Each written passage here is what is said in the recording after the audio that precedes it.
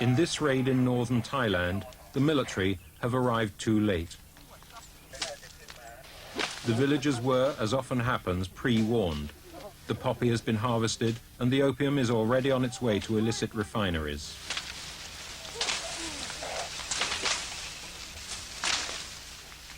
But soldiers go through the motions anyway. With nothing else to do, they mercilessly set about destroying the dead poppies.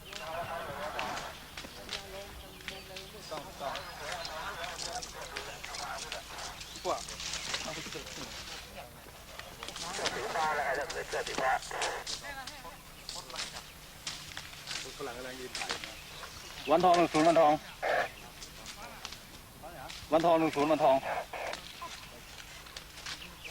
One tong, one tong, one tong. One tong, one tong, one tong.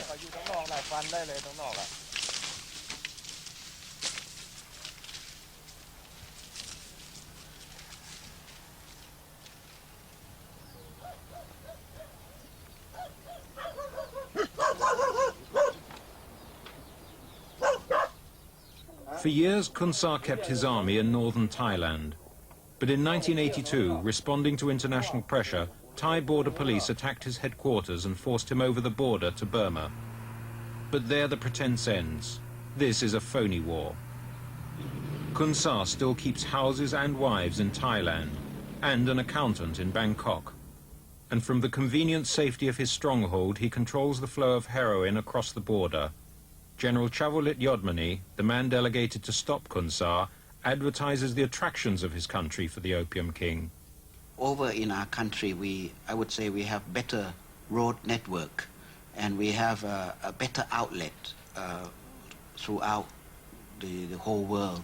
We have a good airport, seaport, train service or road network, so drug tends to come through or transit our country more than going out the other way.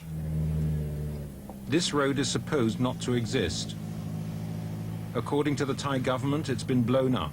In fact, it's the main road to Khun Sa's camp, built by the Thai government.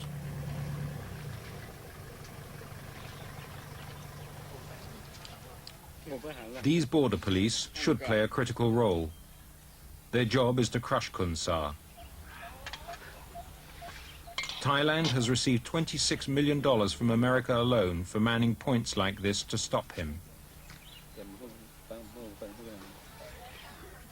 But there goes the plumbing for his new camp. And there go daily rice rations for his troops.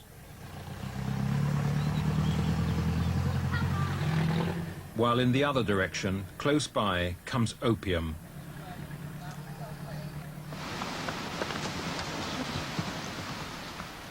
The opium is brought in mule convoys from northern Shan states to border jungle refineries. It's then reduced to the less bulky substance, the purest heroin, known as number 4. But there's another commodity, more difficult to hide, which crosses the border in quantity.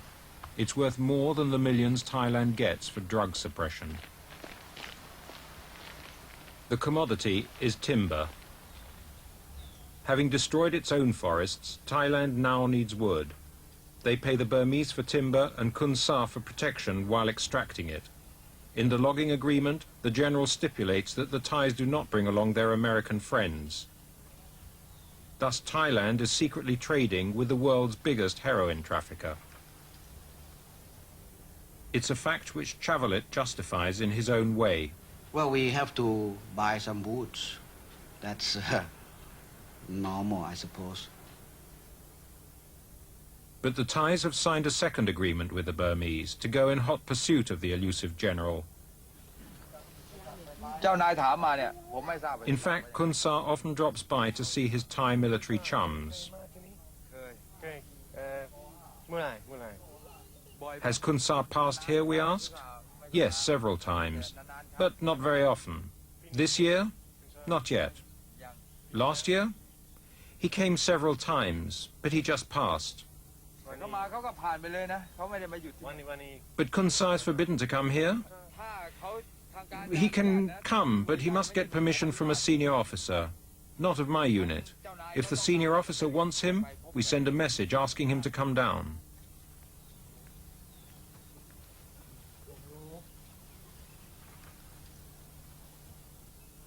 I have heard that Khun Sa and several leading members of his army can come into Thailand and travel quite freely. If he disguises himself and we don't know about it, then he can probably come in. But if he comes in and we know and we arrest him, we would probably prosecute him. But I have heard that he comes down the border road in his car and crosses the border point only 5 miles from his base. Is that possible? I don't know. I never heard about it because we have not watched that road all the time.